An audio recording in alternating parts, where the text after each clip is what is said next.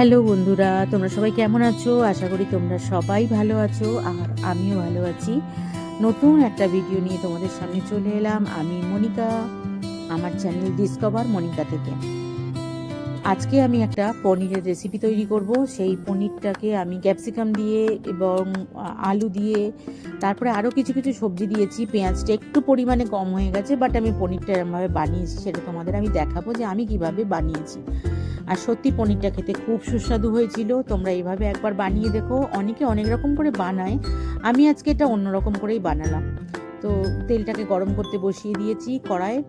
ভালো করে তেলটা যখন গরম হবে, এদিকে আমি পনিরটাকে পিস পিস করে ছোট ছোট করে কেটে নিলাম। প্রথমে দেখলাম লম্বা করে বেশি বড় হয়ে যাচ্ছে কাঁটাটা, আবার ওটাকে আর এক পিস করে ছোট ছোট কিউব কিউব করে কেটে নিলাম। পনিরটা না অনেকে কাঁচা দেয়, কিন্তু আমি কখনো কাঁচা রান্না করি না। কারণ জানো তো, পনিরের কেমন একটা গন্ধ বেরোয়, আমার মনে হয় আমার ভালো লাগে না। তো পনিরের যদিও স্বাদ চলে যায়, বেশি ভাজলে শক্ত হয়ে যায়, তাই জন্য পনিরটাকে খেয়াল রাখতে হয় একদম হালকা ভাজা করা। 2 পিচ ব্রাউন কালার হলেই পনিরটাকে তুলে নিতে হয়। তো আমি এইভাবেই রান্নাটা শুরু করলাম। তেলটাকে ভালো করে গরম করে নিলাম, নিয়ে এবার একটু একটু করে পনিরগুলোকে আমি ছেড়ে দিলাম। এই দেখো লম্বা লম্বা হয়ে গেছে, প্রথমবারে কেটেছি যেগুলো, এগুলো খুন্তি দিয়ে আমি ছোটো করে দেবো, অসুবিধা হবে না। বাকি সবগুলো আমি আর এক পিস করে নিয়েছি মাঝখান দিয়ে কেটে। তো ছোটো ছোটো করে পিস করলে ভালো লাগে পনির খেতে। পনিরটাকে আমি ওইভাবেই রান্না করলাম। আর এর সঙ্গে কিছু সবজি দেব, কারণ শীতকাল হলে আমি বেল পেপার দিই, তারপরে বেবিকর্ন দিই, তারপরে আমি ক্যাপসিকাম দিই, গাজর দিই, এগুলো দিয়ে পনিরটা রান্না করি। কিন্তু আজকে ঘরে আমার কিছু ছিল না। বেশ কিছু ক্যাপসিকাম ছিল, আর কয়েকটা পেঁয়াজ ছিল, তারপরে পনির তো ছিলই, আর ওর সাথে আলু দিয়েছি, কারণ আলু আমার বাড়িতে খাই গো সবাই, তার জন্য আমাকে আলু দিতেই হয়। আমি কিন্তু আলু পছন্দ করি না, তরকারির আলু তো একদমই না। আমি ভাজার আলু একটু খাই, সিদ্ধর আলু আর একটু খাই। মানে আমার ভাজা আর সিদ্ধর আলুটা বেশি ভালো লাগে, তাও সিদ্ধর আলুটা ভালো করে মাখা, এটা আমার বেশি ভালো লাগে। তো যাই হোক, আমি রান্না করলাম। তরকারির আলু আমি একদমই খাই না। এমনকি আমি যদি মাংস রান্না করি, তাতেও আমি 1 পিস আলু খাবো, এর বেশি নয়, তাও অতি কষ্টে খাই। দেখো লম্বা লম্বা পনিরগুলোকে আমি কেটে আর 1 পিস করে নিলাম। তাতে ভাজা হয়ে ভালোই হবে, বেকার এত বড় বড় রেখে তো লাভ নেই, একটু ছোট ছোট করলে কোনো অসুবিধা নেই। আর 2 পিঠ হালকা করে আমি ভেজে নিয়েছি, কারণ আমি খুব কড়া করে ভাজবো না। কড়া করে ভাজলে হচ্ছে পনির চামড়া চামড়া হয়ে যায়। 2 পিঠ একটু হালকা ব্রাউন হবে, আমি কিন্তু পনিরটাকে তুলে নেব। এর মধ্যে আমি বলি, যারা যারা আমার চ্যানেলে আজকে প্রথম দেখছো এই চ্যানেলটা, তারা আমাকে সাবস্ক্রাইব করে দাও, একটু করে আমার পাশে থেকো, আর পাশে থাকা বেল আইকনটা বাজিয়ে দিও, কারণ তাহলে অল নোটিফিকেশান ওটাকে বলে, ওটা যদি তোমরা অন করে দাও, তাহলে যখনই আমি ভিডিও ছাড়বো তোমাদের কাছে পৌঁছে যাবে। আর আমার পুরনো বন্ধুদের কি আর বলবো বলো, তাদেরকে আমার অসংখ্য অসংখ্য ভালোবাসা। তারা যদি পাশে না থাকতো, আমি এইভাবে এগোতে পারতাম না। আমি যতটুকু এগোতে পারছি আমার বন্ধুদের জন্যই পারছি। তোমরা একে অপরের পাশে সবাই থাকো, দেখো আমরা সবাই একে অপরের হাত ধরে এগিয়ে যেতে পারবো। আমার মনে হয় যে একটা প্ল্যাটফর্মে, এই প্ল্যাটফর্মটা অন্তত ইউটিউব এমন করেছে, কেউ কারোর সাহায্য ছাড়া এগোতে পারবে না। তাহলে আমাদের কি করতে হবে বলো তো? একে অপরের পাশে থাকতে হবে, তাই না? তো আমার আর কিছু পনির ছিল, আমি সেটুকুও ভেজে নিচ্ছি। সেটুকু ভাজতে ভাজতে আরেকটু তোমাদের সঙ্গে গল্প করে নিই। আমার যে যেখান থেকে দেখছো আমাকে, আমার একটু ভুল ভ্রান্তি হলে আমাকে কমেন্টে সুন্দর একটা কমেন্ট করে আমায় বুঝিয়ে দিও। আর তোমরা কী ধরনের ভিডিও দেখতে চাও তোমরা সেটাও বলো, আমি তোমাদের চেষ্টা করব সেইভাবে ভিডিও দেওয়ার জন্য। আজকে তোমাদেরকে আমি যে রেসিপিটা দেখাচ্ছি, আমি ভেবেছিলাম রেসিপিটা আমি হয়তো করব না, কিন্তু মনে হলো না, করি। এবারে আমার পনির ভাজা হয়ে গেছে, আমি এবার আলুগুলো ভেজে নেব। আলু কেটে রেখেছিলাম, কাটা ধোয়া আলুগুলোকে আমি দিলাম ভালো করে নুন হলুদ দেবো না, নুন দিয়ে ভালো করে ভেজে আমি এটাকে তুলে রাখবো। লাল লাল করে আলুগুলোকে ভাজতে হবে, কারণ যত আমি সবজিগুলোকে ভালো করে ভাজবো, তাহলে তার টেস্টটা আরও সুন্দর হয়। বিশেষ করে আলু, তা বলে ক্যাপসিকাম আর পেঁয়াজ কিন্তু আমি এত ভাজবো না। দেখে নাও আমি কিভাবে করি। আমি ক্যাপসিকাম কিন্তু একদম বেশি ভাজি না, তাতে কি হয়, ক্যাপসিকামের স্বাদ চলে যায়।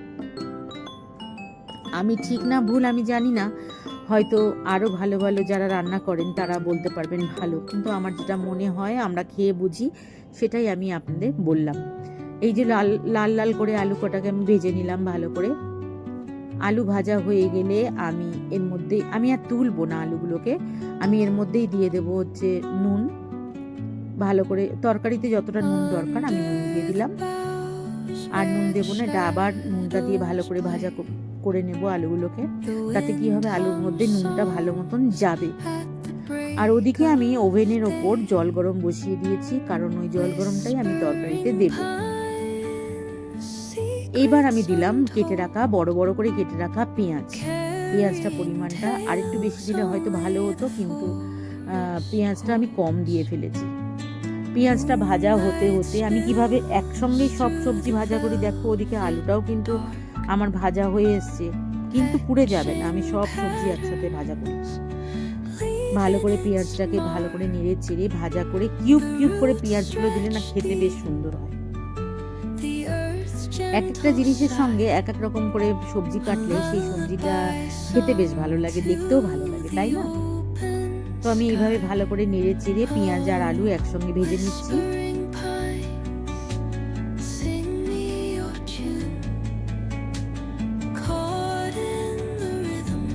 তোমরা যে যেখান থেকে আমার ভিডিওটা দেখছো তারা একটা করে সুন্দর কমেন্ট করে দিও যে আমার ভিডিও তোমাদের কেমন লাগে। আমি খুব একটা ভিডিও দিতে পারি না, কারণ আমার সময়টা হয়ে ওঠে না যে একটা ভিডিও বানাবো, সেই ভিডিওটাকে এডিট করব, আবার তারপরে আপলোড দেব। কিন্তু কি করব বলো, চ্যানেলে থাকতে গেলে তো করতেই হবে সুন্দর করে, তাই না? আমি জানিও না অনেক কিছু, তবে অনেকটা শিখেছি আগের থেকে, আমি অনেকটাই পারি বা শিখেছি। এর মধ্যে আমি দিয়ে দিলাম একটু রসুন বাটা। রসুনটা ভালো করে ভাজা হয়ে যাবে, তাহলে পেঁয়াজ রসুনটা ভালো করে ভাজা হয়ে গেল। ক্যাপসিকামটা আমি একটু পরে দেবো, এটা একটু নাড়াচাড়া করে ভাজা করে নিয়ে তারপরে দেবো। ওদিকে জল গরমটা বসিয়ে দিলাম, কারণ জলটা ফুটে যাবে, তাহলে তাড়াতাড়ি আমার সুবিধা হবে। এবার আমি কেটে ধুয়ে রাখা ক্যাপসিকামগুলো কড়ার মধ্যে দিয়ে দেবো। দেখো ক্যাপসিকামও আমি বড় বড় করে কেটে রেখেছি। ক্যাপসিকাম আমার ঘরে অনেকটা ছিল, তাই সবটাই দিয়ে আমি রান্না করছি পনিরটা। সবজিটাও খাওয়া হবে, এর সঙ্গে দিয়ে দেবো কেটে রাখা টমেটো। টমেটোগুলোও বড় বড় করে কেটেছি। এইবার নাড়াচাড়া করতে থাকবো, হালকা হালকা ভাজাই হচ্ছে। আমি এখন কিন্তু আদা বাটা দিইনি, লঙ্কাও দিইনি। সব সবজি নিয়ে আমি একসঙ্গে ভেজে নেব।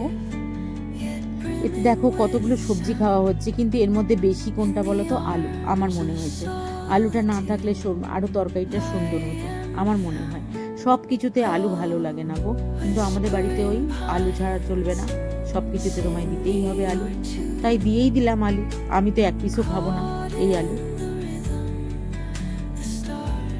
তেলটা দেখো সম পরিমাণে তেলটা হয়ে গেল, কিন্তু তেলটা না একটু বেশিই হয়েছে, তেলটা আর একটু কম হলে ভালো হতো।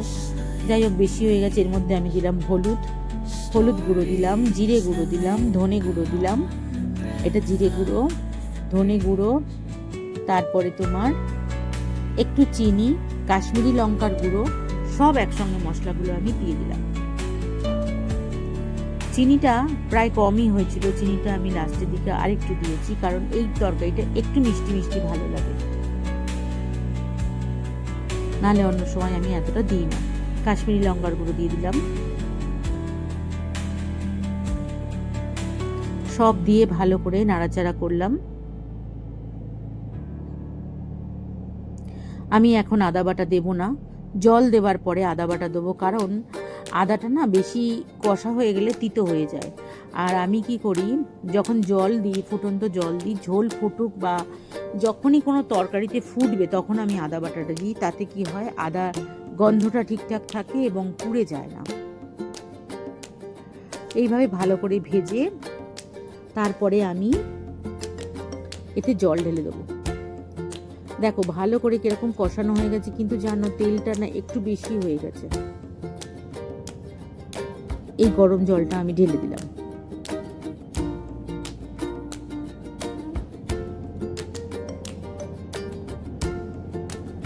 আলু, আর এখনকার আলু যেন সিদ্ধ হতে চায় না, আমার ভুল হয়েছে। আলুটা যদি আরেকবার সিদ্ধ করে নিতাম তাহলে মনে হয় ভালো হতো। এই আলুর জন্য আমাকে আরেকটু জল দিয়ে ঢাকা দিতে হয়েছিল। যার জন্য ঝোলটা একটু বেশি হয়ে গেছে। যাই হোক, ঝোলটা বেশি হয়েছে কোনো ব্যাপার না, ওটাতে খাওয়া যাবে। এইবার আমি আদা বাটাটা দেবো, কারণ তরকারিটা এবার ফুটবে। এই যখন ফুটবে তখন আমি যদি আদা বাটাটা দিয়ে দিই, আদাটার গন্ধটাও ঠিকঠাক থাকবে এবং আদাটা পুড়েও গেল না। তোমরা কে কিরকম ভাবে আদা দাও আমি জানি, অনেকে মশলার সাথে আদা দিয়ে, আমিও মাঝে মাঝে কষিয়ে করি, কিন্তু কষিয়ে করার থেকে ওতে শরীরটা গরম হয়ে যায়। কিন্তু তোমার আদা যদি এইভাবে দাও তাহলে পেট ঠান্ডা হয় এবং আদা এত লাগে না, পুড়ে যায় না। পুড়ে গেলে আদা, দেখো আলুটা এখনো সিদ্ধ হতে কতটা বাকি আছে, সিদ্ধ হয়েছে কিন্তু এখনো তাও বাকি আছে। এদিকে ঘি, গরম মশলা রেডি করে নিয়েছি, এরপরে আমি ওইটা দিয়ে দেবো। আর একটু চাপা দিতে হবে। পনিরটা দিয়ে দিই, সব পনিরগুলো, ভাজা পনিরগুলোর মধ্যে দিয়ে দিলাম।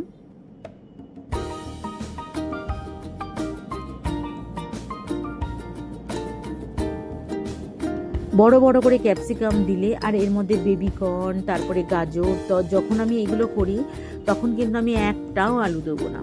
আমি ওই টমেটো, পেঁয়াজটা বেশি করে দিয়ে এরকমভাবে রান্না করি, ভালো লাগে খেতে, খুব সুন্দর হয়।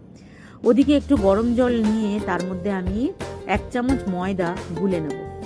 কেন বলো তো ময়দাটা গুলে নেব? যাতে ঝোলটা একটু ঘন হয়, ভালো লাগবে খেতে। সেই কারণে আমি ময়দাটা গুলে নেব, যার জন্য আমি গরম জল একটু জায়গাতে রেখে দিলাম, সসপ্যানটায় রেখে দিলাম। এই দেখো আমি গরম জলের মধ্যে ময়দাটা গুলে নিচ্ছি।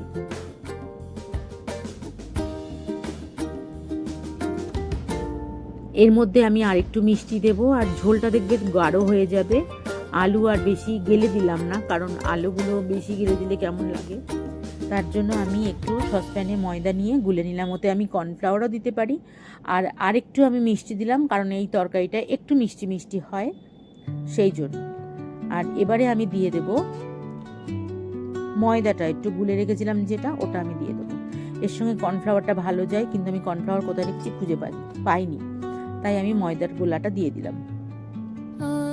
দিতেই দেখবে কিরকম যেন মাখা মাখা মাখা মাখা হয়ে উঠবে তরকারিটা, আর ভালো লাগে খেতে, খুব সুন্দর খেতে হয়েছিল। আমি খেয়েছিলাম তো, আমি জানি অনেকের হয়তো পছন্দ হবে না। তোমরা কে কিরকম ভাবে করো আমাকে একটু জানিও, কিন্তু আমি এইভাবে করি। আর একটু ঝোল রাখলাম কেন, আমি এটা এবেলায় খাবো, আবার একটু রাখবো ওবেলার জন্য, তাই একটু ঝোল লাগবে।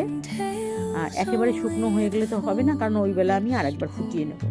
আর এমনিতেও ঘন হয়ে যাবে, কারণ আমি ময়দাটা গুলে দিয়েছি, যেহেতু ঝোলটা পুরো গাঢ় গাঢ় ঘন হয়ে যাবে।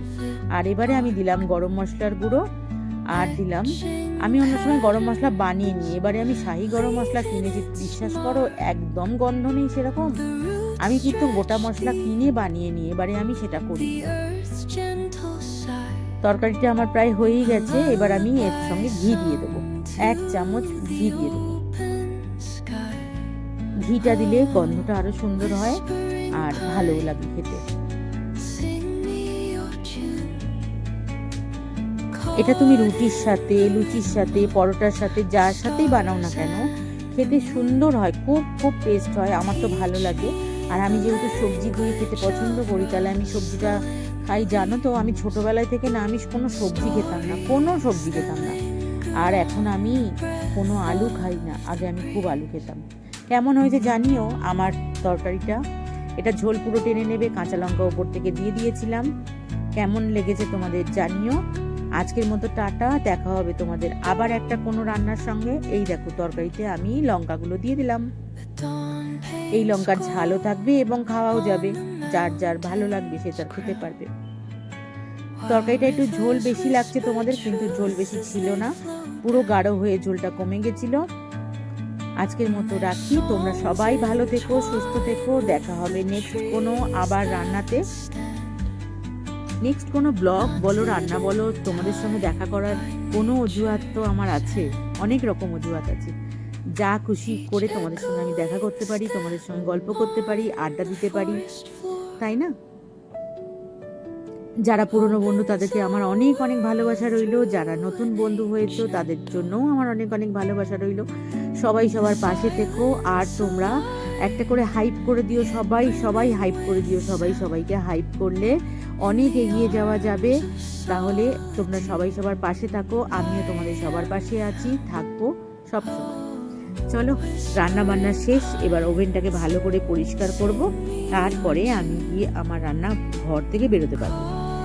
রান্নার শেষে একবার পরিষ্কার করলে আর যখন সকালবেলা রান্না করতে আমরা আসি তখন যদি একবার রান্নাঘরটা পরিষ্কার করে নেওয়া হয় তো খুব ভালো লাগে, বলো? আমি জানি আমার সমস্ত বন্ধুরা এরকমই করে, যারা আর কি রান্নাঘরে থাকে তারা সবাই করে। তো আজকে রান্নাটা আমি তোমাদের কাছে এইভাবেই শেষ করলাম। আজকের মতো টাটা, তোমরা সবাই ভালো থেকো, সুস্থ থেকো, দেখা হবে নেক্সট কোনো রান্নার সাথে।